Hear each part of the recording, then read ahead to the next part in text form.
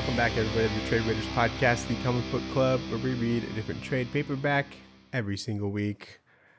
My name is Daniel. Your name is Nathan. Our name is brothers. And we read comics. These are all facts. Mm-hmm, mm-hmm. We do all those things, and we are those things to each other. We sure are. Your shirt is true. I'm not alone. You're not alone. I have you here with me in this room. Neither are you. Is that that my hand? Yeah, this is your hand. Without you knowing, I like. What happened to your thumb? Dude, you didn't know I don't have a thumb? Oh my god! I can never hold hands with my wife. Yeah, just claw her. I love you. Dan, we do all sorts of things on the show. We sure do. We have time codes in the description. If you want to know what all those things are, you can just jump to the time code that seems appropriate. But we do the news, we talk about the book, the back matter, and then other things that we were reading this week. But we start with the news, Daniel.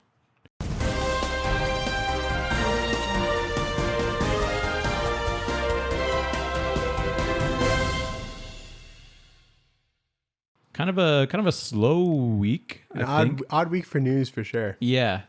One I definitely didn't expect is Jeff Johns and Mikhail Janin are going to partner together on Justice Society of America. Wow. A new ongoing series from DC Comics. Yeah, Mikhail Janin. That's how I pronounce it in my head when I read it. I like Janin. Janin's probably good. It's probably Janin, I think. I don't know. I have no idea. I'm probably just whitewashing it. So Janin's probably correct. Yeah. But yeah, he's incredible. He's like one of those top tier like DC artists for sure. Yeah, I love seeing him on cool projects.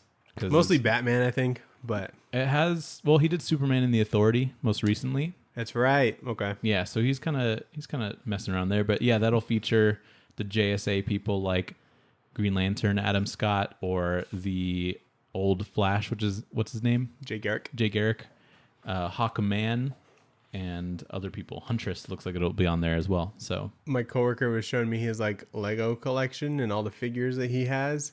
And he's like, I got the old school Flash. I'm like, what's his name? He's like, Buckethead. Old school. I'm like, it's Jay Garrick, you nerd. Like, wow. You have these Lego figures, you don't even know who you have. You just nerd checked him? Yeah. That's awesome. Because he's like nerdy enough. And I'm like, he probably knows the answer, but he didn't. And I want a big Lego collection. Yeah, it was pretty impressive. That's awesome. He had other thing. He had like an Iron Spider. I'm like, that's not comic accurate. He's like, what do you mean? It's a spider. He's got 4 limbs and then he's got the 4 extra limbs. I'm like, in Civil War, when he gets the Iron Spider suit, there's only 3. Oh, you're saying his Lego had 4? Yeah. Yeah. Well, it's always annoyed me when he had 3. Yeah, me too. But doesn't mean like I prefer him to have 4. I'll give him the pass on that. He's still incorrect. I'll give him the nerd pass. Anyway, but it's like one of those dumb things that I know because I don't like it. Yeah, yeah, exactly. But anyway, Nathan, pretty other odd news. Your news wasn't that odd, but Francesco Francavilla is doing interiors for a series of SpongeBob mystery novels. Let's go. Yeah. Written by David Lumen. And it looks awesome.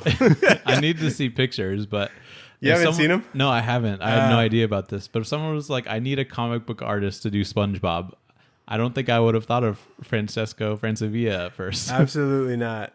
That's amazing, though. Isn't that bizarre? That is the right choice. I'm just saying, I don't think I would have thought of that immediately. I'm like, why is this a mystery novel? He's always doing things that just aren't comics. So that's like it's like that's so good. It's like totally noir. Oh my god. SpongeBob Year 1? Basically. That's crazy. Here's the cover. That looks so good. Isn't that Do I have to go to like insane? Do I have to go to an elementary school scholastic book fair to pick that up? You sure do. You got to get the catalog and then order it. Yeah. Before, and they'll get there. You'd be like, Mom, 3 can months. I get this? I swear to God, I will read all of it. I need a check. Do you know how to write a check? It'll come like 3 months later. You have to go to someone's classroom. I just randomly, no context, go to Mom and be like, Mom, how do I write a check? That's how it used to be. How do I get a check? Don't ask. I need a check for $50. But that's amazing. It almost didn't. It seemed like a joke at first. No, that's like the most important comic book news I think I've ever heard. Yeah, I know. I was just really excited. That's anyway. hilarious. Daniel, DC rewinds to the 90s this November because it's going to be their, I don't know, they want to be like, hey, 90s were something, weren't they? So they're coming out with Wildcats, which makes its return November 8th by Matthew Rosenberg and Steven Segovia. There's a 4-issue cool miniseries, which is Waller versus Wildstorm. It's a Black Label book. Is it? Mm-hmm. Oh, that's cool. We got some 90s themed variants, and we have Batman/Spawn, which we did know about, but I guess that's part of this initiative. Okay. Which will be Todd McFarlane and Greg Capullo. Interesting. Yeah. And speaking of Batman, HBO Max axes the Batman the Cape Crusader project that they had going on. Yeah, very sad. You know, I think it's still happening, just not at, or no. They're like shopping it around, I think. Yeah, it's just not going to be on HBO I think Max. a lot of things that got axed at HBO are getting shopped around. Like I think the Amazing World of Gumball movie got picked up somewhere else. So at least it's getting out there, you know. That's a good show, actually. I know it probably is, but what I have seen, I'm just like, nah, new. You know what I mean? It's actually great. I vouch. I'm sure if I give it enough time, when I inevitably watch it with like my kids. Yeah. Daniel, Michael Cho, we're big fans. We love Michael Cho. He's doing interiors for something, isn't he? He is. He's drawn a full-length Batman story for Batman Urban Legends issue 21. Okay. Is that an anthology series or something? Yeah. Okay. Kind of, yeah. Actually, it is. I didn't know it went for 21 issues. That's kind of insane. But he's written and drawn it, and it's called The Wheelman of Gotham, which sounds pretty cool. Sounds excellent. He even said it's a banger. 22 pages of all-out action and featuring some of my best work. So that's pretty cool. He's great at what he does. Nathan, some new news, like breaking news. Like I just opened my phone and this popped up news. Warner Bros. Only has enough money to release 2 films for the remainder of the year. Okay. One being Black Adam and another one being Don't Worry, Darling, which is that new Florence Pugh movie. Oh, okay. With like Harry Styles. Yeah, okay. So they're delaying Shazam to March 17th and Aquaman to December 25th of next year. Wow. So Christmas next year. Wow, that was supposed to come out this year? I think so. Or at least early next Yeah, at least year? early next year. Damn. So you That's a long time away. Get to push back that Shazam. They're like, we just need to wait episode. until Black Adam makes $4 billion and then we can release it. And it'll just save us. Yeah. Completely. Which is so weird. You think if you get acquired, you'd have more money for stuff, but Yeah. it's super weird. That is weird. I don't even know I have that app open. Daniel, in November, Marvel's First Family will kick off their next great adventure in Fantastic Four #1, an all-new series from writer Ryan North, who you might recognize from the Unbeatable Squirrel Girl, Wow. and artist Iban Coelho, who is Cool. the guy that did Dark Ages, and Right. he did some Venom issues. Real good stuff. And first 2 covers will be by Alex Ross. Ooh, cool. He's always doing covers, though. Yeah. But that's pretty cool. I like Ryan North a lot. I'm glad that he's still doing comics because I don't think I've seen anything from him in a Yeah, while. I haven't read Squirrel Girl, and I haven't seen him on anything really. Or Yeah. At least I haven't been paying attention. So Yeah, it not that I've seems seen like either. I don't know. That seems like a good fit, though. Yeah, I don't doubt it'll be good. So very cool. I don't know. You just think they'd have someone who has maybe a couple more titles going on right now on that or something like that. Yeah. I thought they had one. There is like an Alex Ross one coming out, but that's not for like a while, I'm pretty sure. The Fantastic Four thing. But- or maybe that was something else. I can't remember. But yeah, I would agree. Last bit of news that I got. Yeah, I'm out. We're getting a King Kong origin series is in development at Disney Plus, and apparently it's separate from the monster universe. Okay. And get to figure out how he became Big Monkey. How would this monkey become big? Big Monkey. And so Interesting. I didn't know that they had like rights to it. Isn't it like Universal? Netflix? No, Disney Plus. Oh. I think technically King Kong is not open source. What is it for? Public domain. Public domain? Yeah. Or I guess it's kind of old, right? Yeah, it's like a super... Hold on, I'm going to look it up. Yeah, apparently the copyright of the Lovelace novelization had expired without renewal, thus making the King Kong story a public domain one. Wow. So but it was Universal, and then I guess they fucked up and didn't renew it. I don't know how this keeps happening. I don't know. Like some things that are like kind of open, like kind of ambiguous, like vampires in general. That's cool that to be open source. The original story of King Kong is public domain, but the character of King Kong is not public domain. So I guess they can't call him King Kong. So Disney Plus is Big Monkey. Yeah, Big Monkey Kong. Okay, interesting. Or they'll put like his name backwards and it'll be King Knock. Kong King. Kong King, yeah. So probably something like that. Got him. All right. Well, I'm glad we narrowed that down. Yeah, definitely. We read, Daniel, John Constantine Hellblazer, but only the Garth Ennis parts. Yes. Because the volume 5 was boring, according to you. Yeah, let me tell you about it. Tell me. So the deluxe that is on Comixology and was available for print, currently, because they reprinted them, I guess, a couple years ago. Mm-hmm. That has like 12 issues. First half by Jamie Delano and various artists. The first couple are cool because like it's Sean Phillips that does it. Yeah, that's great. And so that was really cool to see like young Sean Phillips. That's like 80s. You know what I mean? Number one, John just visits some lady and her daughter in like a trailer. That's like the whole issue. And it's is it Cheryl? No, it's Marge. Oh, okay. Cheryl is like his sister. His sister. Okay, yeah. So issue 2 is just a young John story.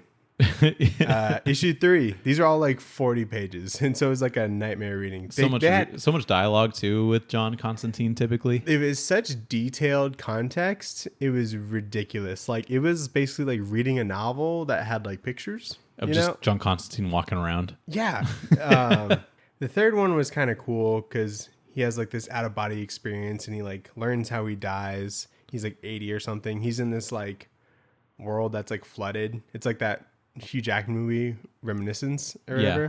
What was annoying about the first chunk was that there's captions about like what he's thinking and stuff, but I honestly don't have to read them because it's just like it's like a book. It's just yeah. It's just overly explained stuff and just like thoughts. You know what I mean? So it doesn't like you don't need it. And when there's captions around other people, you don't know who the captions are like for. You don't know if there's like a narrator or if it's John's thoughts or something. That's fun. Yep. So 4 and 5 you can kind of skip. It's like not really about anything. 6, he's like they're at like a beach, right? He sees some golden boy, which is like a vision kind of thing. It's something that he's been seeing his whole life. Apparently his mom died during childbirth, as well as his twin, who was like a much stronger twin and was like heavier in weight, and he was kind of like a preemie. Jim Constantine. Is it? I don't know. Oh, okay. And then he takes some shrooms and gets naked in like a lake that's in a cave. Lovely, okay. And then that's the end of that issue. Wow. Issue 7 was cool because it had Dave McKean art. Oh, really? Yeah. That was really cool. Doing his like weird Dave McKean thing, or? There was some weird Dave McKean stuff. Sweet. I don't think it wasn't nearly on the level of like Arkham Asylum, but it was like in the vein of like what Normal Interiors would be like in the 80s. Okay. There was a 3-page song. It rhymed, which was kind of cool and whatnot, but and when you're reading 3 pages worth of like song, you actually like make up a melody for it in your head. I hate that though. No, it was okay. It was okay. Well, that's good. But normally, whenever there's like a song, especially if it's one that I don't know, I'm like, "What's the cadence here?" You know? Yeah. Because it's weird to just read lyrics, especially if it's like about John Constantine. You know? And it'd be like, "Yo, you should check out this song," and then you send them a link to like the lyrics only. Yeah. Like, yo, this is dope. So it's strange, but I thought John was dead. I thought he was killed or something but it ended up being like a fake out. It was someone's dream. Okay. And someone knew where that cave was, where he went, he got naked in, and they go to the cave and the cave is like gone. And that's like it. And so the 180 pages that I read was that you would get nothing more from that other than like some pretty good artwork. You know what I mean? Was there like conflict? No, he's just like Just kind of talking vibing. to people. Everyone's like, I haven't seen you in a long time or whatever. And Yeah. that's basically it. That's so weird. I don't know. Look, because people, I think, like Hellblazer. Yeah, I liked what we read. I'm glad that I read all of that first and then found out that there was just like an edition with just Garth Ennis' stuff. I got this at like a Zia a So long that's time what ago. you got? Yeah, so this This is just the Garth Ennis just stuff? the Garth stuff. That's cool. But this is some good Constantine. This is like kind of what I was like hoping we'd read. You know what I mean? I was hoping it would be a little bit more magic or action Spells? or whatever, Sure. because a lot of it is, I definitely like a lot of the enjoyment of this is Ennis's voice for Constantine. Yeah. I think he nails that. And he's just like so British or whatever. Mm-hmm. So some of that's like really funny to read to me. He says sod. Sodding? Or sodding. Yeah. Which just means fucking. Right. But I guess you can't say fucking in Sodding. a Vertigo. Yeah. And so that part was entertaining to me because I'm Could like, have what said is bloody or something. yeah, bloody or maybe that's too sodding, on the nose. It kind of fucked up your cadence when you're reading, Yeah, but like I think a lot of the voice there was like pretty good, and so that's where I got most of the enjoyment. Sure. But And it it is seemed a to flow lot. really well. It is a lot of internal dialogue, so I think it definitely weighs a little bit more on the dialogue part more than the like art part. I think of it. Sure. So I think that's just how 80s comics were. I Or think maybe it is, Vertigo but, stuff. But to me, this was still a lot of John Constantine just kind of like walking around. Sure was. And like it was fine, but there's just I guess I kind of wanted a little bit more. I still don't think I've read like the Constantine that everybody likes, or maybe I have. I don't know. It's just like was different than This I is thought. kind of like one of the more highly regarded like volumes. Yeah, So maybe there's more of that because like Vertigo is definitely set up for long form. So maybe that's not probably all the meat is right here. Just like some of it. yeah. And I'm not And necessarily. it's also just the start of like Ennis's run. This is true, and I'm not necessarily saying I just want him punching somebody every issue or whatever. But yeah, I didn't know really what I was expecting. But towards the end, I was really like, okay, we're getting somewhere now. Yeah. It did. because the thing happened. Yeah. And I was like, okay, here we go. I'm on board now. Right. The art gave me kind of like some Watchmen vibes on certain panels, which is cool to see. They made some interesting color choices, Sure. I think, in certain scenarios. But Okay. yeah, I would say the art, I felt like his faces, who did the art? William Simpson. Yeah, I feel like he was a little inconsistent in some points. Sure. There's especially one guy in particular named the Snob who I would get confused for Constantine because they look the same. Oh, I thought he was like bald. No, he had like blonde hair, the like black eyebrows and everything. So I would like oftentimes get him confused. Gotcha. Okay. So just like a couple of those things that I noticed, but yeah, overall I still think it was really good. Just very dialogue heavy. So if you're trying to read this in bed like I am, it'll probably it's a lot of reading, so you got to be really awake for it. The thing about Will Simpson is like after this, he started becoming like a storyboard artist for like movies, Cool. and like TV shows, and he was like the storyboard artist and concept artist for like Game of Thrones like the entire time, Wow. and he designed like the White Walkers and like all That's cool. and like all the weapons in the show, Yeah. which is bananas. I think he does a really good job of just doing like a cool looking like Constantine walking around. Yeah. Like just smoking or whatever. Yeah. Like brooding, and he just like doesn't give a fuck. Like even like this first splash page where he's just at the diner drinking tea or whatever, like he just looks like Constantine. Like you get immediately what his vibe is, even though you haven't like heard him say anything yet, you know? So Right. but yeah, let's get into it. So issue, what is this? 40 something? We'll just call it part 1, but I can't remember what it is. I think it's 41 maybe. The trade is Dangerous Habits. So in part 1, John Constantine notices one day that he's coughing up like a lot of blood, and it's like very weird. And so he gets it checked out, and he has lung cancer. Mm-hmm. Terminal. It's very bad. Not the good stuff. So he's a little shocked by that, but not really at the same time because he's been smoking a lot. And even after he finds out, like he knows smoking is what caused it, but after he finds out, he seeks comfort in like smoking like another pack of like Yeah. cigarettes. So he's like pretty well into it. after that, he has like a dream about dying, and he like meets his friends in the afterlife, but Constantine like feels responsible for each of their deaths. So like his friends like start attacking him in this dream and stuff. So he's got like clearly a lot of regrets, and he plans to make amends, but feeling, what's coming and the inevitable, he hits up his doctor friend that I guess he has. He's like, "Yo, Mark, my doctor friend, you should give me a tour of this cancer ward, because I think that would be nice." Yeah, that would lift my spirits. I don't think people normally do that. Yeah, I think you just go to one and it's like, well, this is where I'm supposed to live now. But he gets a tour of a cancer ward in a hospital where he meets this dude, Matt. And he's a man with liver cancer that can kind of relate to John's situation, and they become fast friends.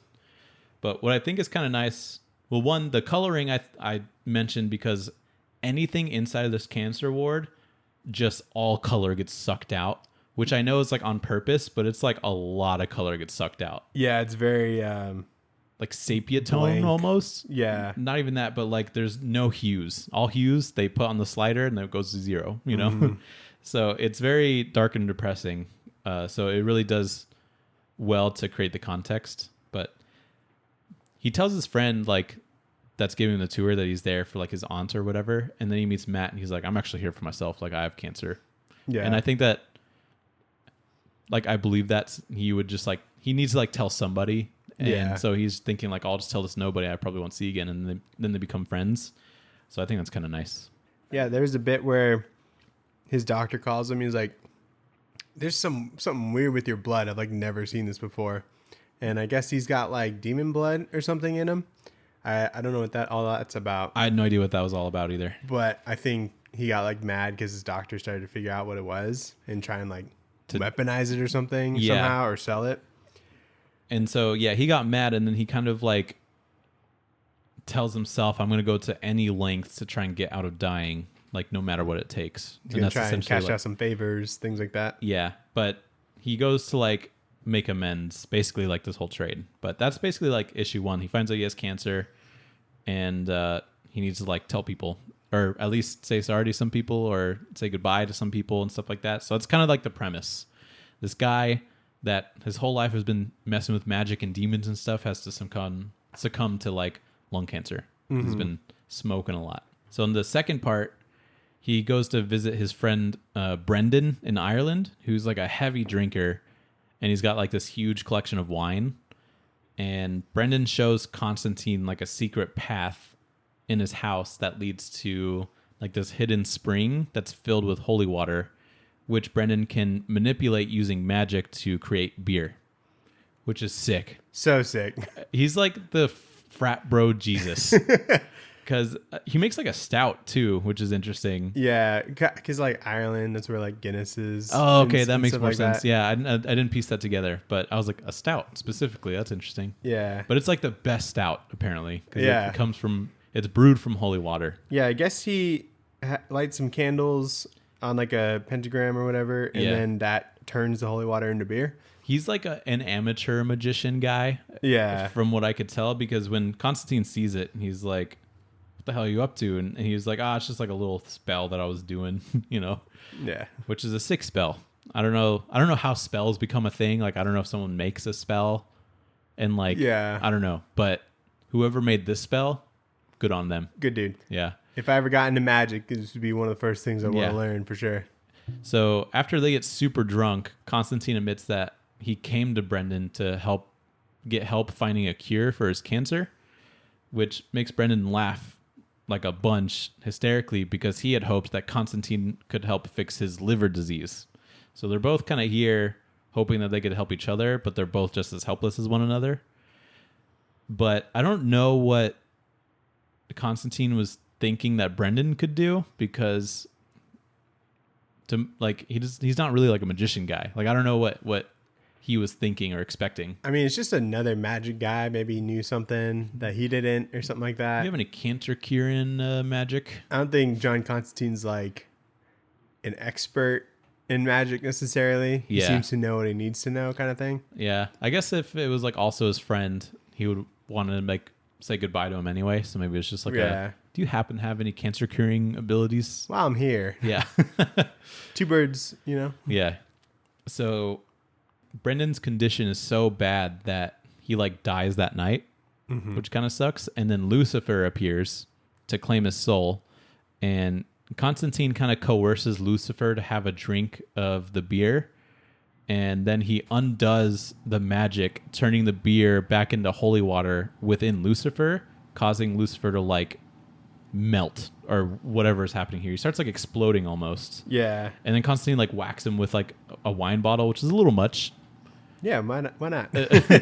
And then he falls into the holy water pool or whatever. Yeah, and then Brendan goes to heaven because of this. Like he had made some deal, I guess, with Lucifer to where if he didn't collect his soul by midnight, then he would go to heaven. And so Constantine, I guess, helped make that happen. I don't know if it was on purpose. Yeah, but, definitely, I think. But now Constantine has like this huge target on his back for when he dies because he pissed off Lucifer. And probably the most noticeable piece of art in this entire thing was a hand that was drawn. I don't know if you noticed this, but look at how weird this hand is drawn. Okay, I didn't. I think I was just like flying through this. I did not notice it. Look at it. I think he's going for like a angled shot or whatever of your hand. I'm trying to. Which is hard. Like hands are hard to draw. But come on. Like, what is that? Just don't draw it like that. Yeah, try again. Because I was reading this and I was like, what did Lucifer do to his hand? Oh no, he got him. It was all fucked. But that whole scene like was pretty sick. Like I enjoy the idea of like him just kind of fucking around, like reverting the beer back into holy water inside of him. Like that's a smart idea. Mm-hmm. And then like when he was like exploding or whatever, I was like, man, this guy's really not into holy water, is he? So, but when he's getting like ripped apart, it looks great. So that was like one of the action scenes that I was like, okay, this is cool now. It's shaping up. And then nothing really happens for like the next couple issues. But yeah, that was issue 2. So now he's pissed off Lucifer and he's like about to die and go to hell. So he's like, well, now I got to figure this out. Mm-hmm. So in issue 3, John meets with Ellie, who's like a demon friend that he's made, to seek help with the Lucifer situation. And then she also asks, like, can you cure cancer by chance? Yeah. And she's like, I can't help you with either of those things. But let me tell you, when you go to hell, Lucifer's going to be real pissed. So you got to figure this out. And, like, he's going to die pretty soon. So he's like, well, shit. So then he visits Matt at the cancer ward. And he's like, hey, what's up? I said I would come back. And then he goes to meet this guy named the Snob. And, like, he has, like, this club. He has to, like, use magic to even, like, get into the club. But the Snob, who I think is the angel Gabriel. Yeah. Who is that? So he's, like, the voice of God. He kind of would deliver messages for God. Because, like, humans can't really take, like, the force of, like, the voice of God straight to them, right? And so Gabriel's, like, the person who went and told Mary that she was going to have the child of God, right? And that's mostly what I know about him. Okay, that makes sense. So, I wasn't sure, like, is this like religion canon or is this DC canon? So he didn't really do any Gabriel things. So yeah. I think it was just kind of like, I need an angel. Let me just pick one real quick. And he's like, Gabriel's probably not doing much. John Constantine does like a Jedi mind trick at the door to get in. Yeah. He's like, you're not really dressed for this place. He's like, I'm wearing a top hat and a nice suit. He's like, you're wearing a top hat and a nice suit. I guess you are. Yeah. I thought that was funny. He walks straight in. Yeah.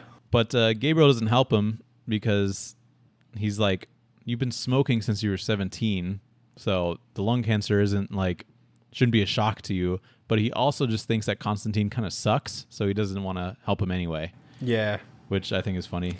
So I think the thing that separates them as far as drawing is just like the messiness of the hair, the stubble, the fact the other guy's wearing a bow tie, John's wearing like a sweater, things like that. Kind of the skin tone too, but True. I do see what you mean.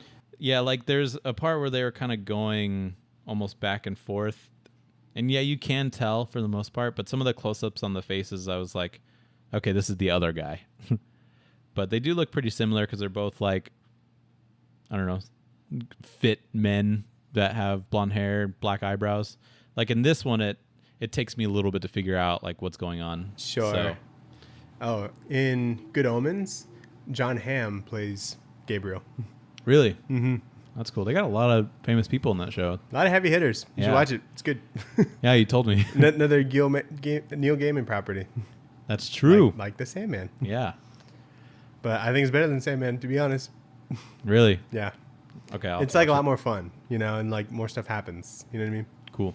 A lot funnier. Are they doing season 2? Yeah, it's in like development. That's on Amazon? Mm-hmm. Man, that guy's got stake in a bunch of different spots. Yeah. He's just sprinkling his stories about Is he running out? Like, what other original stories does Neil Gaiman have that he could put on like Hulu? Norse mythology. Oh, that's a good one. He did Coraline, so that was done already. Yep. I don't know, because I know he did like a lot of Batman stuff. He did He did Marvel 1602. He did Miracle Man. Yeah, but it's not like his. True, but did he do Swamp Thing? He has at some point, yeah. Okay, so as far as like original content, I'm not too familiar with him. Probably more than like an average person, but like not a super fan. Yeah. Black Orchid, Stardust, The Okay. Absolute Death. I think that's like just Death, Yeah, I think but so. the Absolute Collection. Creatures of Night. Yeah, not a whole lot of big ones, but anyway. What are we talking about? The snob. He thinks So- Constantine sucks. He's like, I'm not going to help you with your cancer. So Constantine's like, all right. And then he goes to a bar. And that's pretty much what's going on there. That's what I do. He's just like, a lot of this is just walking around and then Constantine just like talking to himself.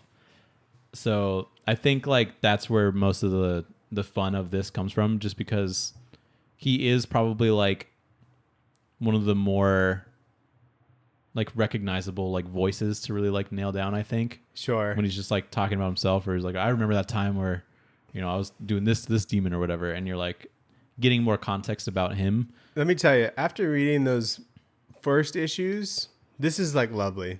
Really? I'm like, oh my God, this is so good. You know what I mean? Okay. Because the other shit like didn't make sense. Like none of it mattered. Maybe a you lot could of have just people- looked at the pictures. Yeah. You know what I mean? Maybe a lot of people think fondly of this because they had to go through the other stuff right before this. And they're like, oh my God, this is so much better. Yeah, it's like those issues felt like such filler issues. Like Jamie Delano was told like, hey, just make like 6 more, We have this but don't Ennis- set anything up. Yeah, we have this Ennis guy coming on, so just have him do nothing for a little bit. Yeah, because like he did everything up to that point, and I heard that like his first trade is pretty good Yeah.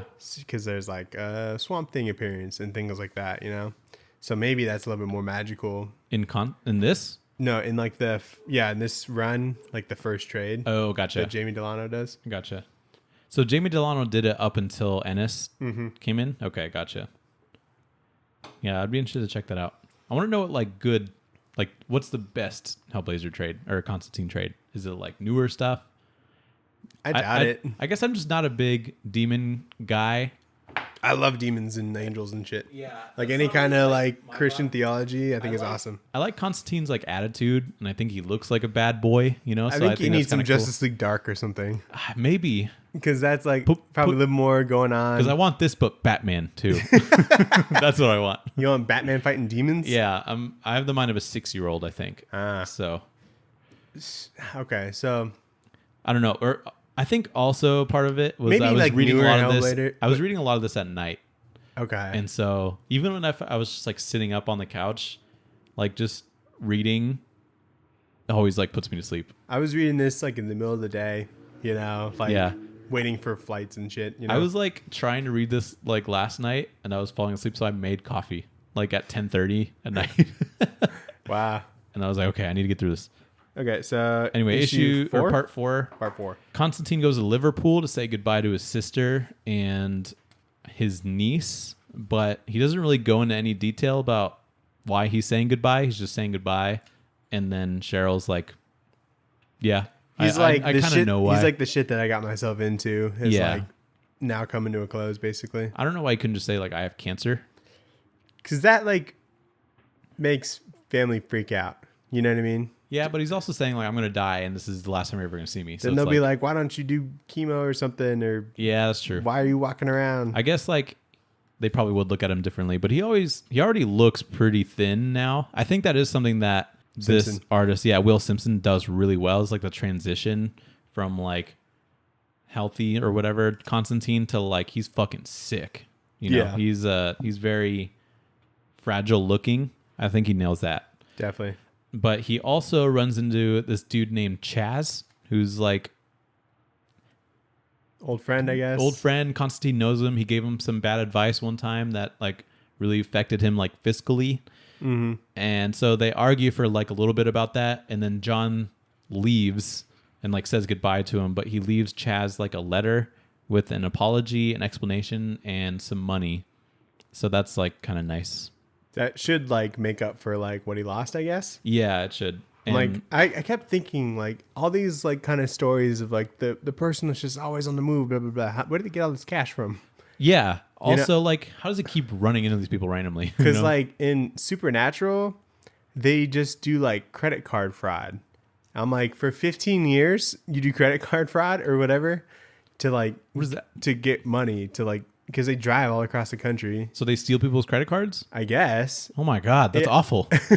Yeah, they like stopped talking about it after like the first season, and then like because they're always fucking eating like fast food and shit. Yeah. I'm like, that looks good, looks expensive. Like, I'm like, how do they afford this? That's awful. Yeah, I know. Like, there's always somebody inconvenienced by them, is what you're saying, because their credit card got stolen, or like, I think they make fake identities and then open up open up a credit like card credit account. cards, and then that's Well, that's it. fine. Yeah. Yeah. It's like it makes them look not shitty. I I remember. thought they were just constantly doing like identity theft. no, Like so many people's lives got ruined while you were saving lives. They have like all these like fake names, especially when they're like impersonating like FBI agents, and be like, "This is Agent Axl Rose," and it's just like just fucking like classic rock stars and shit like that. Remember in the beginning of Better Call Saul when he like makes up an FBI like identity it's like the first season, and it's what's his name? Tuco. He's like out in the desert in Tuco, and he's like, I'm FBI agent or special agent Steele is what he calls himself. Oh, Yeah, and I was like, that sounds like a made up name. I can't believe it worked. But yeah. So anyway, John goes to see Matt at the ward again, and he's like saying his final goodbyes. He's really feeling like the cancer's catching up to him. he's like, "I'm dying tonight." Yeah. kind of thing. And Matt doesn't look too good either, but he still like gets up and like shakes his hand. So I thought that was a really wholesome moment to like say Yeah. goodbye. Definitely. And I'm like, I like this guy. Even though I don't know what he's normally supposed to be colored like, he still gets up and says goodbye. So that's nice. Yeah. But back at his place, Constantine summons another demon to do a deal with them, and then he slits his own wrist to like start bleeding out, and then Lucifer pops in to like watch, and that's like the end of this issue. But it's very clear that some stuff happens like right before he slits his wrist and Lucifer shows up, so you're like, oh, He What happened he there? like summons a demon, cleans up all the shit, and then does it again. yeah. So he like sells his soul to like two demons, and then Lucifer shows up. I think it's like Beelzebub and Azazel or whatever. Azazel. Azazel, yeah, because those are like the first, second, and third that they refer to themselves as. Oh, okay. So assuming that, I thought it was just random demons. I thought they were random demons too, but because like one who they kept referring to as like the darkness or something. I think that's Azazel, Maybe. and the other one's Beelzebub. Yeah, because the other one was like this weird thing. Yeah, You know. but like looking at his dialogue, he talks like he did when we were reading like Watchmen. 'Cause Yeah. he's got the buzzy dialogue. Ooh, right. Yeah, so I really like this like this cover that they did, because like I think like that's like Azazel, assuming. Oh, cool. And then like yeah, so then the other one would be Beelzebub. I think that's Matt. that's got to be I Matt, don't know who that is. and then the bottom right one is technically Lucifer, then, right? I think this one's Lucifer. Remember, because like Oh, in gotcha. the middle of it, he started getting like all those like thorns and stuff around Yeah, him. yeah. Okay, that makes sense. But yeah, I don't know who does all these like covers. That looks like Like Dave McKean or that looks like the guy that does Glenn Preacher. Fabry. Is that the guy that does Preacher covers? Yeah, his name Glenn Fabry. Nice. Yeah, that's a great cover artist. His signature's right here. Because, like, this was, like, defined the 90s for me, I felt like. For sure, yeah. And, like, everything at Vertigo was, like, super... Imagine interiors from this guy. I know. I hope he's alive. That'd be absolute bananas. I haven't seen any covers from him recently that I can recognize, so... Maybe everyone thinks his covers are too scary. Yeah. So as Well, actually, before we get into that, the scene where he just, like, slits his wrist is just insane. Yeah, like I brutal. don't know what I was expecting, but it wasn't that he was just gonna like kill himself like right at the end. Yeah. So that was like when I was like, okay, we're fucking getting somewhere now. You know, this is a Vertigo book right here. Yeah. So I was really excited, and like this last page where like Lucifer actually comes in, it's like so eerie looking because he's just like floating there. Yeah, the page is No, all that's red. Lucifer, right? Yeah, it was a little ambiguous at first because he said like the devil in the issue with Brendan. Yeah. And then like here, he just said like he's waiting for like demons. So not necessarily like they didn't really say Lucifer at all. I don't think. When I looked it up, But- it was like Lucifer. Oh, okay, Yeah. gotcha. So, yeah, issue 5, as Constantine is like bleeding out and starts dying, Lucifer is surprised by Beelzebub and Azazel. Like they Azazel. show Azazel, sorry, whatever. And so they're there, and they each think that they each have a claim to Constantine's soul. So Constantine like hit up these demons and was like, "You can have my soul when I kill myself in a second." And so now they like each technically have like legit claim to Constantine's soul, but it's not like they can just split it up like a pizza, you know? So like one person will only get it. And so now they're in this like whole situation where they're like, well, do I get him? Do you get him? Or like I should get him technically because he made me drink beer and then killed me after. And then this guy's like, well, he called me and said that he vouched, you know? So he dupes him. But the Yep. whole thing is that he's bleeding out. So like he's about to die. So like they got to figure this out quick. Because if like no one claims him and he dies, then He the just goes to soul, heaven. Yeah. And so then if they try and take his soul from heaven, then there's going to be like a whole heaven war. I thought it with was hell. like if one of them, well, that's probably true. And then also like if one of them claims him, then like the other two will like fight him for it basically. And that would just like start a whole war in like hell. Yeah. That'd ultimately be won by God because he put a stop to it. Pretty much. And that could just like erase reality or something or just destroy everything. That doesn't sound good. I'm like, this is quite a pickle. Yeah. So Constantine's like, you can't let me die if you don't have this figured out. So it's like, so the three demons all agree to like keep John alive until they can just figure this out, I guess. So they stop the bleeding and they also remove his cancer so that they can just figure out this whole thing later, I guess, which is insane. Yeah. Like, it's a really cool concept, I think, to just like promise yourself to other demons. Because one, surely that's never happened before. Like no one thought to like hit up multiple demons and be like, you could have it. Yeah. So I believe that that's a thing that's like never happened before. But like, surely, I don't know who creates like the systems in hell, but I'm sure they all had one big meeting and they're like, we need to have a system for this, you know? Mm-hmm. So it's just funny to like think about the operations of hell. Yeah. And how he just kind of like, contractual language. yeah, like logistically how they're going to figure this out, I think is a really funny idea. Real quick. So Glenn Fabry is still alive. Okay, good. He won an Eisner for best cover artist in '95. Hell yeah, he deserves it. Yeah. For Absolutely. what? Preacher? Probably. I don't know for sure. He just has one. Yeah. So Good. Yeah. He's because it looks like almost airbrush or something. Or it's definitely painted in some form. Yeah, because that shit's so good. Yeah. I'm He's trying got- to see what his like most recent work is. Yeah, he's got really good like composition and everything with every cover. Did some Midnighter stuff with Garth in '07. He did like a book for like figure drawing with like, it's called Muscles in Motion. Oh, nice. Yeah, it Which is- seems like you would know that. Yeah. Yeah, it looks like he's kind of been out of commission for a while. Yeah, well, it seems like he's made his mark Yeah, on yeah, comics, so maybe he's just chilling, which good. Yeah. Anyway. Anyway, So in order to cure the cancer and whatnot, like Lucifer did it in like the most like painful way possible. which is so petty. No, I would do that too. Like, Yeah. I'm like, that makes sense. Yeah, You know, they he's like- not gonna get out of this He just like like goes spotless. inside of him and like rips things apart and I guess puts them back together. I don't know. Like He's like rips open his rib cage and like scrapes out the cancer from his lungs yeah, and shit. And I like this panel where he's fucking. His face looks really long, you know? Yeah. And he's clearly in a lot of pain, but it's like, you know, he still won, essentially, but He said like it's like when burned alive, it looks like. Yeah, I don't know if he just like had to. This is what reminded me of like Watchmen and shit. I'm like, is he lit on fire and then just imploded or something and then like reborn in a way? Because he comes out from like the ground. Yeah, he kind of looks like he was reincarnated in some way. So, very strange.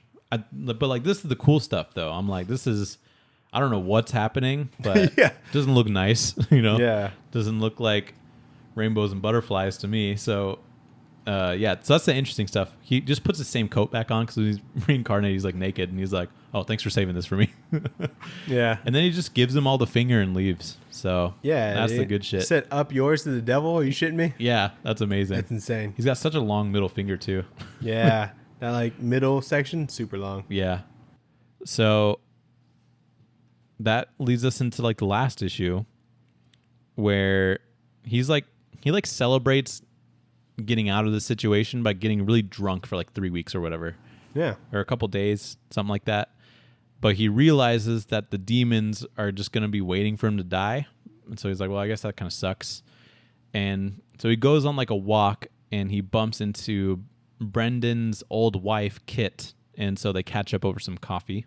So the thing with the devil or the demons is like they don't have a claim to his soul like currently. So they kind of have to like keep him alive until they can like figure that out. Yeah. So he's kind of invincible at the moment, Which is cool. I like Yeah. that idea. which is cool like for an ongoing kind of thing. Mm-hmm. So it'd be pretty interesting to read the rest of like Garth's run because I think he does it for like basically the rest of this like volume or whatever. Mm-hmm. So while talking to Kit, he realizes that he forgot to tell everyone that he's not dying anymore. mm-hmm. And he's like, oh, fuck. My boy Matt like might be dead at this point. So he like... I like this panel. He's like calm. He's like, Matt. Yeah, that's a good one. And so he just sprints to the hospital and he's like, I really hope he's not dead. And he's like pushing people aside, like the nurses and stuff. He gets in and Matt's like, I thought I wasn't going to see you again. Like he's totally not fine, obviously, but like, hey, I thought you died. yeah, he was like, hey, what's good? Like what's that movie where a bunch of people thought that like he was hit by a car crash and then they like rushed to the hospital and he's just like eating Jello? I can't even remember. It's like Oh, wait, explain it some more. Like, what else do you there was like a remember? movie and like a thing happened and so everybody was like, oh my God, he got hit. Maybe it was like, I think it's How I Met Your Mother. That's right. Yeah. Because like everyone's like, Ted got hit by a truck or whatever. And then, or maybe it was Barney or something like and that. everyone's fucking sprinting. And he just has like a Band-Aid. He's just eating jello. He's like, oh, hey. Because they all get there at the same time. Yeah, it's so dramatic. And they're And like, it- oh my God. Because we were like, is Ted dying right now? Yeah. And didn't he do it in some heroic way where he like pushed someone out of the way or I something? think so, yeah. Or like saved a dog or some shit. It was quite the daredevil moment, yeah. But yeah, so Matt's like alive, and he's like, I thought I wasn't going to see you again. And so they're talking for a little bit. Kit shows up. Matt's like, you should keep friends. Friends are good. And then he just like dies. He has like an episode where he's like internally bleeding and stuff, and the nurse Coughing is up like, blood. yeah, the nurses try and help him, but he flatlines. And so So for our Grey's Anatomy fans, he's having a hemorrhage. Heart rate was erratic. Needs an IV. these are all the attributes of a Grey's Anatomy. Yeah, situation. I'm like, oh, I know what this stuff means. Okay, yeah, you're an expert. Yep. That's basically it. Yeah. Yeah. So There was like a couple pages of him just talking about like how important it is to have like friends, especially Yeah. the ones that you can't like bullshit and stuff like that. yeah, which And it was is pretty heartfelt. Yeah, pretty good like wisdom there, especially like at the end of his life, and he just kind of like was appreciating their friendship and how he just kind of like treats them normally because they were both kind of in the same boat for a little bit there. Yeah. But he dies, and Constantine like just leaves and goes into the rain and starts crying, but Kit kind of comforts him in the rain, and this is how this trade ends. So kind of a bitter ending to it. Mm-hmm. But the rain looks really cool. Yeah, good rain. Yeah. It's not like on the plus side. Yeah. Well, yeah, basically. So yeah, that's pretty much it. Back matter matters.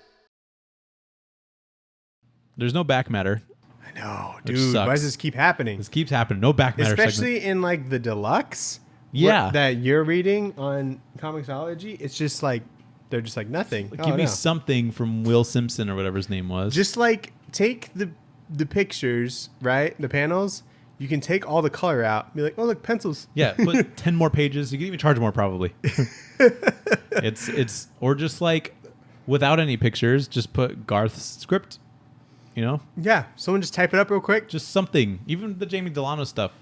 I don't know. Make up a biography, you know? Yeah, exactly. At least that. I don't really know what Garth even looks like. Like you couldn't get a couple afterwards from people who like this shit. You know what I mean? It's very strange. I don't know. It's like From Vertigo. this is too? why we call it Back Matter Matters, because it makes Yeah. us so upset. Like I know. these people, I'm sure they're making plenty of money off of these things. Reprinting them. Yeah. Who does a reprint? Not a lot. And you just get It's- nothing more. You just get like a bit more like bunched together. No incentive. No incentive unless you just want the thicker spine or whatever. Yeah. But I have Well, hope for the Hellblazer omnibus that has just all Garth Ennis stuff. You know, Yeah. that could be cool. There might be some good stuff in there, Might be. or nothing. It could just be the back cover. That's Was all there you any get. back matter in Saga? No. Wow. But that makes sense. Actually, no, it doesn't. Give me back matter. Like it's like Was there?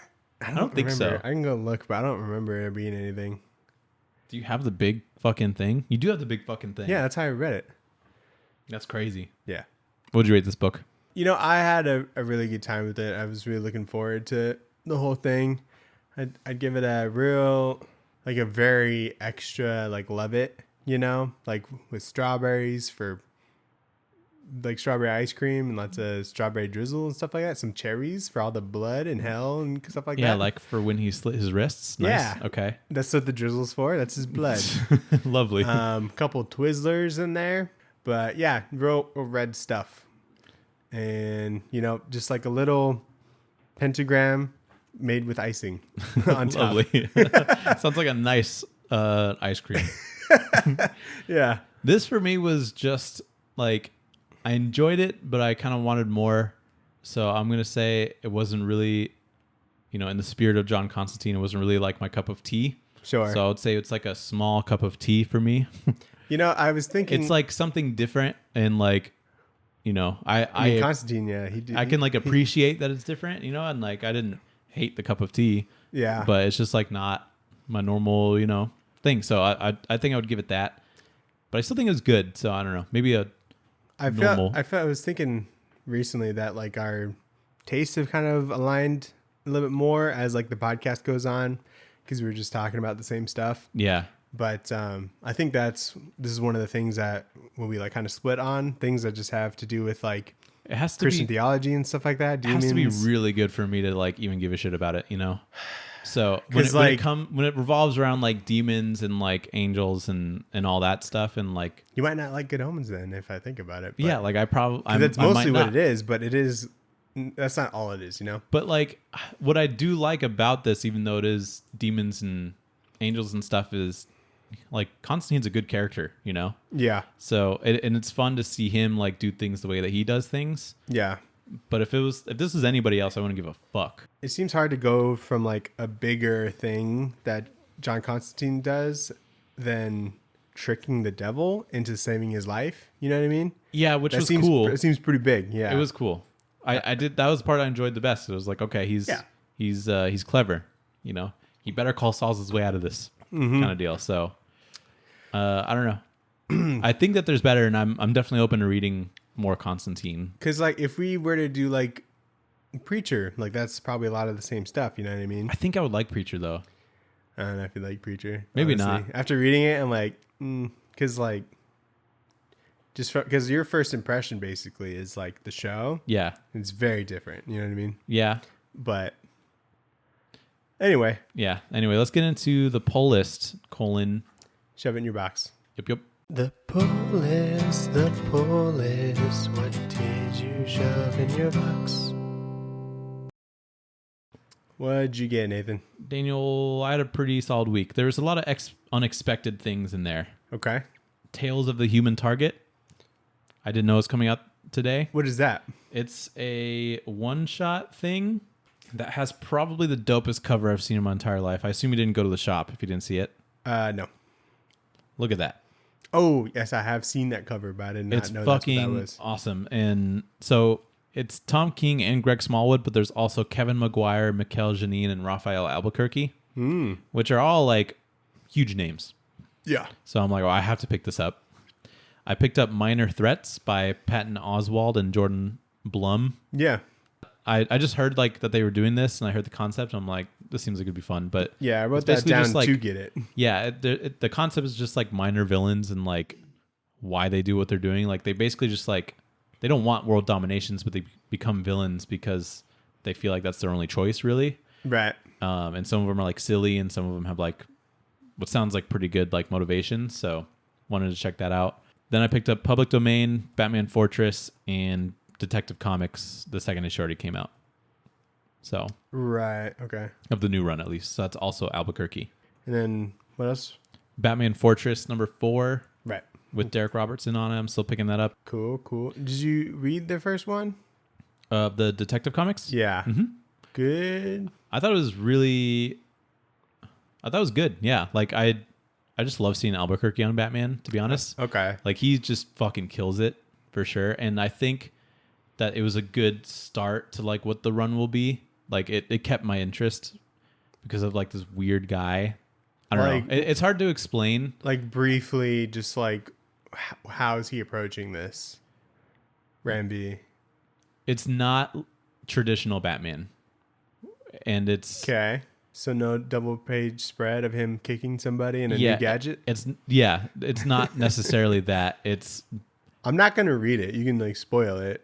Right. You know? I'm still trying to like remember. Hold on. Okay. Yeah, it's like there's a new guy and he's like he seems off and we don't really know much about him yet. Is he a villain kind of thing? Yeah. Okay. It'll be like a new villain, but he's like psychotic and he like loves plays, and I think it's gonna be like kind of centered around that a little bit. But well, I still have to like read more into it. Sure. But definitely what's driving me so far is Albuquerque, and I want to see like how the story progresses to see if that makes me want to keep it. Because if it's being double shipped, that'll be tough to keep me on there, you know? Yeah, that's hard. Because I didn't think it was going to come out this week, and I'm like, oh, well, shit. So, but those are the things I picked up. Cool. Did you watch anything new? So Sophia was watching Paper Girls on her own. Okay. And I caught, bits and pieces of it, but I watched like the last 2 episodes with her. Okay. So I kind of finished that show. And I didn't know Jason Mantzoukas was going to be the grandfather. Isn't that fucking awesome? Which is so good, right? That's like the best part of that show so far. I was like, he's great for this part. There's a Yeah. lot of really good casting, but that was like a thing. I'm like, once you see this, you're gonna like it. yeah, no, that was great. And the bits and pieces that I did catch were like grabbing my attention for sure. Like, did you get any of the stuff about like Mac's brother? Mm-hmm. That's like the best part. I was like, holy shit. Because Mac's dead, her brother becomes a doctor. Yeah. Right. And then I really liked KJ like the whole season. Yeah. I think she's great. And she's like when she figures pulled out of the comics, like how she is and like acts, it's like amazing. Yeah. She's like, I think my favorite of like everybody. Okay. Yeah. But when she like figures out that she's gay and she didn't know it, she was gay yet, but she's looking at her future self being gay. I'm like, oh, that's crazy. Yeah. Like, what an insane idea. You like don't even have like emotions like that. I know. At like 12 or maybe. And she has no idea how to process it. And she's like stalking herself, being like, what am I like? You know? Casting for like the older KJ is insane. Like, I'm like, is that her older sister or something? Like, because that's the same person. Yeah. It's absolutely insane. So I really enjoy how they interact with like their older selves. There were some parts that I also watched very out of context where old Aaron's like piloting a robot, you know? Yeah. And I'm like, the hell's going on here? And then I would just like go to the gym or whatever. And then, but I really loved the end of the season. So I know that it'll be worth like the watch, and I'll definitely like go back to it now because it seems like it only got better. I did not think they'd get to the mech stuff, which was really cool. Yeah. And then the last episode was like pretty exciting, just kind of setting. I didn't think they would do the pterodactyl things. Yeah. And I was like, oh my God, there's only like one that I could see. Maybe there was a part where there's a couple multiple flying around. Okay. Yeah. But at least like the grandfather had his. So I'm like, okay, that's cool. And one of them like Isegai. I'm like, okay, sweet. Yeah, just the fact that they had it in general. I'm like, this is great. Yeah, and there's a part where they realize that this is all like happened before because they were like at the very last episode they were using like the walkie-talkie, and it was like Mac being like, we're gonna come get our fucking shit back or whatever. And I'm like, oh no, this has already happened before, Yeah. So there's like really cool sci-fi ideas in there. But Brian K. Vaughan is just so good at like, I don't know, having the concept of just like, what if the younger selves of somebody like went forward and met themselves? Like there's good sci-fi concepts, but just really good like character moments in there too. Yeah. So if anything, it really just made me want to read the rest of the series on comics. No, I definitely. Yeah. I don't think it's all on there, but you can definitely get to like the 4th trade, I think. Yeah, but just knowing like what they skipped from like the first episode, I'm like, this is probably all so much better than like the comic. Just knowing Brian K. Vaughan and Cliff Chang and stuff like that. Like, it felt like they covered like a lot of ground in like the season. So yeah, that's cool. So yeah, I enjoyed it. I didn't get the chance to read much, but I read Aquaman Andromeda #2. Yeah. Which is, it's an interesting book because there's not a whole lot of Aquaman in it, but when there is Aquaman, it feels big. Like it feels like, that's cool. Wow, like there he is, Not like, oh, there's so much Aquaman where it's like all Aquaman. Yeah, it's not all places. Aquaman, just like it feels like the level of artistry that's going into it kind of matches Black Bolt. Okay. From Christian Ward because he's doing the art. Yeah. And so like visually it's amazing. Sure. Like Black Bolt. And then when Aquaman, but like the main story, like the characters that you follow, it's also just like a really interesting like sci-fi concept or just good story that's going on because they're trying to investigate this thing at like the depths of the ocean, deep in the depths of the ocean, that they like assemble a crew for, and like the government doesn't even really know about it. Like it's not public knowledge, but not even like most of the government knows. Yeah. And when they're down there, the people that are helping them or and supporting them like on the surface or like on the surface of the water get like attacked, and so like they're stuck down there not knowing what's happening on the surface, but then they're also trying to figure out what this thing in the depths of the ocean is, and then Aquaman's like kind of involved in here, and so he like sometimes will just run into them because he's also investigating on his own, but like when he comes up and when he helps, he like looks really cool. So I'm enjoying it so far. It's not what I expected, but I'm slightly surprised by like the whole thing. That's good. Yeah. Nathan, on one of my flights, oh yeah, I had a lot of options. Actually, they had Matt Reeves' Batman, which is nice, pretty tempting to want to rewatch. Yeah, that only came out like 5 months ago. I know. Old Dog was on there. It's like some Channing Tatum one, or no, The Dog, something about a dog, but didn't pick any of those. I watched Morbius. I still have not seen Morbius because I'm like, I have nothing better to do right now. And I am curious. You do have something better to do. You could watch Channing Tatum with the dog. Yeah.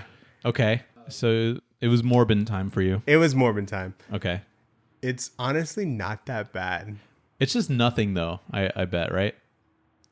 There was some like cool stuff in there. Okay. You know what I mean? Is it because your expectations were on the floor? It was like through the floor. Like, and so I was like watching it. None of the acting was like necessarily like superb or anything. And like the structure was like obviously predictable and boring, but like I think the character of Morbius was just kind of a lost cause. Because I don't know what I would change to make it a better movie. You know what I mean? Yeah, it seems weird. Because everyone had like really clear motivations. Everything, there's no like loose ends or anything. Tyrese Gibson didn't need to be in it. It could have been like anybody. Oh yeah. But you know, the action was like pretty cool, and like the If you special effects like weren't that bad. If you had seen this opening day, what do you think your reaction would be like? It'd be like, yeah, that's what I thought that would be. Before memes, you know, and all that. It was like, it's just like, okay, well, that happened. That was one of the movies of all so time. the movie didn't live up to the memes, but like it definitely met my expectations before and after memes. You know what I mean? Okay. I guess I thought it'd be worse after memes because of like the rap that I got, but Yeah, I think the memes just were generated from how much, one, people didn't care in the first place, yeah. and two, like, what are they supposed to do with this after, you know? That after credit scene was terrible though. Like it was like very bad. The Michael Keaton one? Yeah. And he's like, Spider-Man. Yeah. It was Spider-Man. We got to go get him. He's like, we could get it, put a team together and we can do some good. And then like literally a split second later, like the timing was terrible. He's like, where it was just like intriguing and then it's over. You know what I mean? It was so weird. Ugh. And it didn't even sound like it was Michael Keaton because he's in this new universe and he's in his like flight suit or whatever. So I'm like, how did he get that? it might not have even been him on the set on the day. Yeah, Probably wasn't. probably wasn't. So anyway, I don't know. That's funny. If they make a second one, that'd be insane. Do you think they will? I don't think so. It's about money, you know? Like they'll make a bad second thing if it like made money. You know what I mean? Yeah. I mean, they made Venom 2. Yeah. Where'd you put this? Morbius versus Venom. Because like Venom isn't necessarily a bad movie. Corny dialogue, sure. So I think Morbius is a better movie, but I just like Venom more. But more things Just piss fair. me off about Venom. You know what I mean? Yeah, that's true. Like Venom, I did not like. Sure. Like Morbius was like so like, it felt like it was really like safe almost. Like nothing like was like nothing Nothing- was risky about it. Yeah, nothing was And like unique. nothing was unique about it as well. Sure. But if this was like not a Marvel thing and not Morbius, it might be like a halfway decent vampire movie, Oh, okay. to be honest. But yeah, I mean, That's also why I didn't see is that I just don't like vampires either. So really, I thought you liked Bloodstained Teeth. I do like that. I'm surprised I like that. Did But- you pick up Little Monsters too? No, I stopped. Oh, but you. I read the first issue and I was like, okay, maybe. And then I didn't read the second or To third. be honest, it really got me in the mood to watch or to consume more vampire content. Like I was like, oh, maybe. Read Bloodstained Teeth. It's great. Do you have it? Wait, didn't the trade come out for that? No, it's only on issue 4, I think. No, the trade for Step by Bloody Step came out. Oh yeah, we should pick that up But and read anyway, it or watch it. so should we talk about She-Hulk, Nathan? Yeah, let's do it. Oh man, this is great. I It loved was it. a strong first episode, I think. I am so attracted to She-Hulk. I have no idea why. I've like, always known I was attracted to She-Hulk. not like just like physically, but I'm like a little enough. You know what I mean? Yeah, intellectually, she's great. Yeah. She like knows what she wants. You The know, actor's so good. she is. Yeah, she's got really fun. Incredible like facial expression for like literally every situation, which Yeah. is I feel like kind of rare. Yeah. Like I feel like people have like 3 faces. You know what I mean? So, a couple things. How'd you feel about the fourth wall breaks? Loved it. Yeah, seemed pretty Very fun. tasteful. I think that they'll probably do more of it because a lot of this was just like, well, let me tell you how we got here, and then that was like the whole episode, and then it ended with like, and that's how it happened, Yeah. kind of and deal. So I think they'll do. I hope they'll do like more fourth wall breaking stuff because I thought that was fun. Yeah. Maybe Um, just like a little bit, like at the start of the episode or something. Yeah, yeah. But I think that will be just like a fun bit, you know. Yeah, it was cool. They kind of continue to add to like, you know, Hulk. Like he's got like this human device thing that keeps him human, Yeah. which is interesting because I guess he was always Smart Hulk Mhm. after The that thing point. that like caused them to crash or whatever, and you mentioned Sakaar, that's like a World War Hulk thing, right? Yeah. Sakaar But is Sakaar is also like the planet that he goes to in Ragnarok. Ooh. So in World War Hulk, he goes to Sakaar and like takes it over. That's right. It is Sakaar in Ragnarok, huh? So yeah, That's like the Jeff Goldblum like planet. Yeah. Right. Okay. All right. That makes sense. Because I was like, that was random, and then I was thinking, I was like, I think Sakaar is a World War Hulk thing, but Let me ask you this. Okay. Do you think Cap is a virgin? No. Well. Yeah, I think so actually, Yeah. because Busy guy. He wasn't getting bitches before. And then as soon as he was able to achieve bitches, he was just busy. Yeah, pretty swamped. Yeah. Like he became hot, did a couple things. Well, maybe he No, I don't think he is.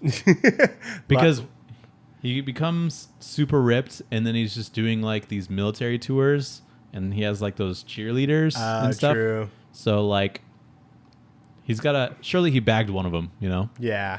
So I don't think that he is. Okay, fair enough. And then he's got like neighbors and It seemed like a lot of people were pissed off about that on like Twitter and stuff. it's a valid question. Yeah, no, but like So- everyone's like, I can't look at Cap the same way. I'm like, I don't know about that. Yeah, it didn't change my opinion on him at all. Yeah, it was just a funny little thing. It seems like there's not going to be really any more Hulk in this, and I hope that that's the case, but I really did like the Hulk stuff here. Yeah, I think one That- episode is really good, and I don't think there needs to be any more. My favorite part is that they just like built a bar together, him and Tony Stark. Yeah. And I was like, that's really nice to like think about. And it makes a lot of sense for him to like be on this island or whatever, Yeah. and like have his like all his gadgets and whatnot. Mm-hmm. And I like that it's very clear that it's not one-to-one like Jen Walters' experience with like the Hulk is clearly a lot different from like Mark Ruffalo's, and so that like leaves a lot of questions, but I also believe that like she would be able to just have more control over it Yeah. somehow, because maybe like things that Bruce has done like on himself has changed like the whole, I don't know, Hulk part of that biology. And so because he's obviously done like a bunch of tests on him stuff and tried to like stop it, so maybe that's fundamentally changed like how the whole Hulk thing works. So if it goes into a new person, I could see how that would be different for their experience with Hulk. I suppose, yeah. I didn't really think about it that much. It just seemed like But I like biology is just different between the two of them, Yeah. so that the gamma radiation would just affect them differently. Yeah, I just like that she was like good.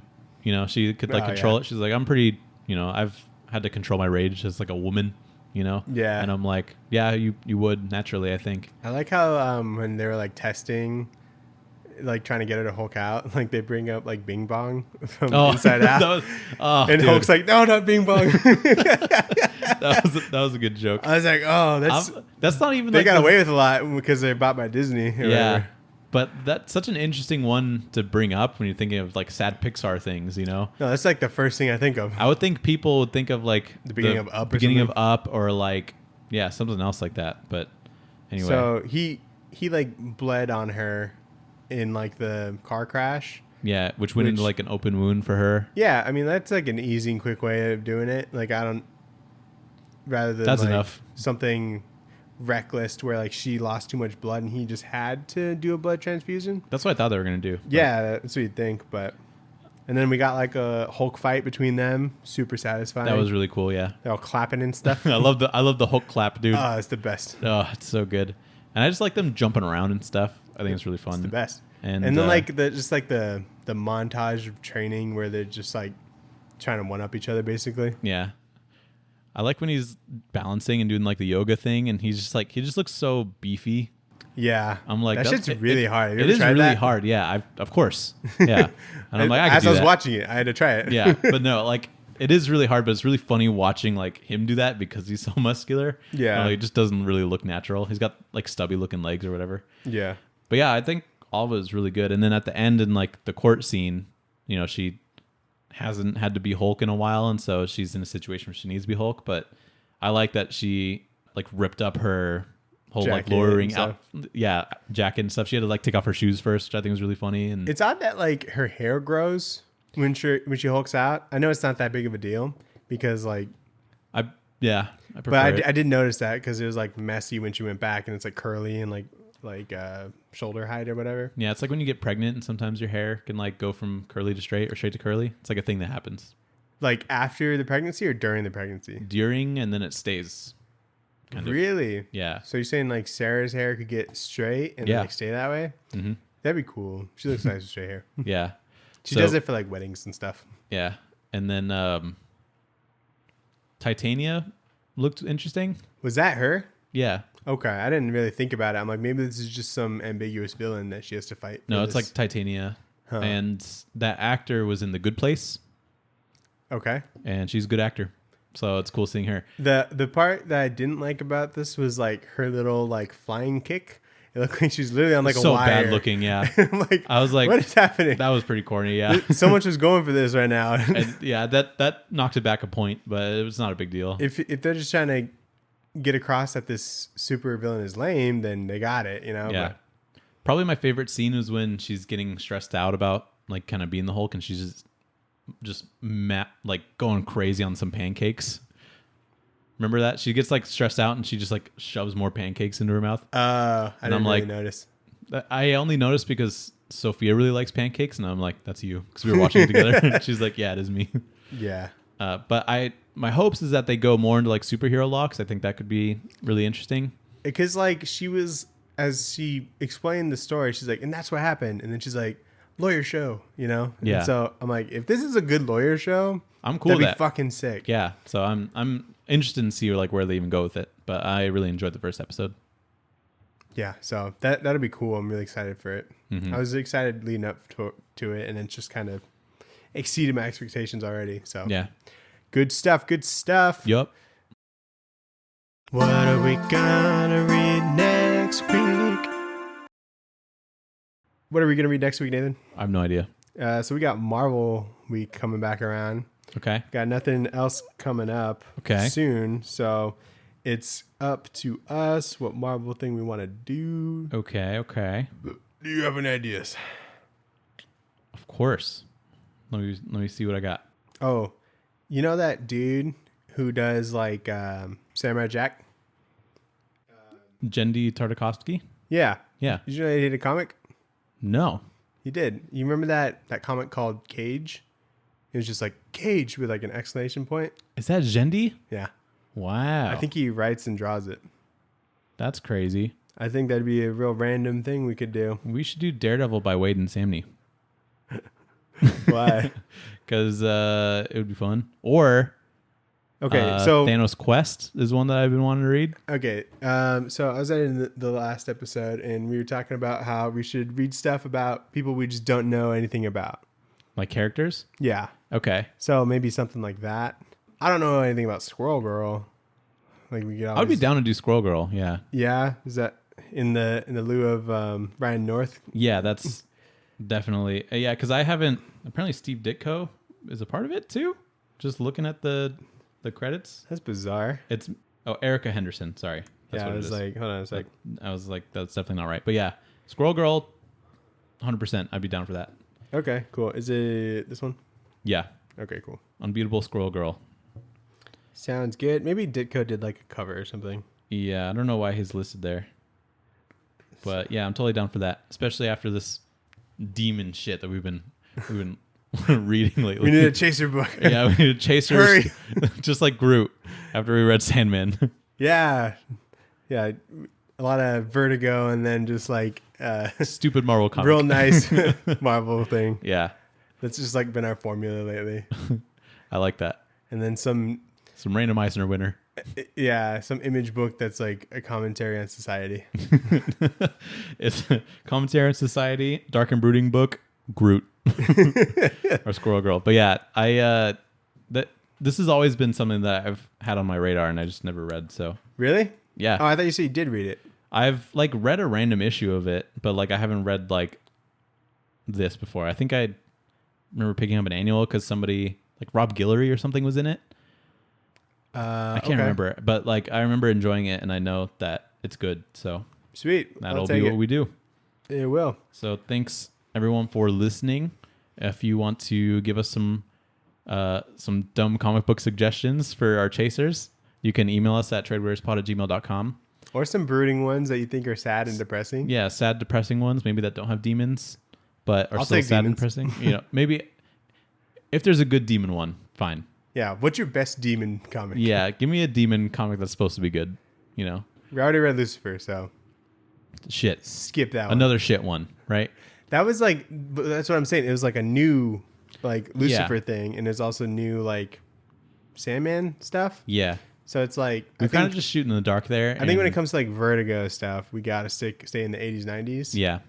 It does. So I don't think a new Hellblazer would really be that good. I don't think so either. Unless you really love Ram V and you want to check out his run. I'm sure it'd be fine. That's what I'm saying. Yeah, I don't know. Anyway, Follow us. There's Linktree in the description. Yep. Thanks for watching. Yeah, we got Twitter, Instagram, TikTok, all that. Follow it. YouTube. YouTube, watch. Subscribe. Yeah, watch it. And later. Bye.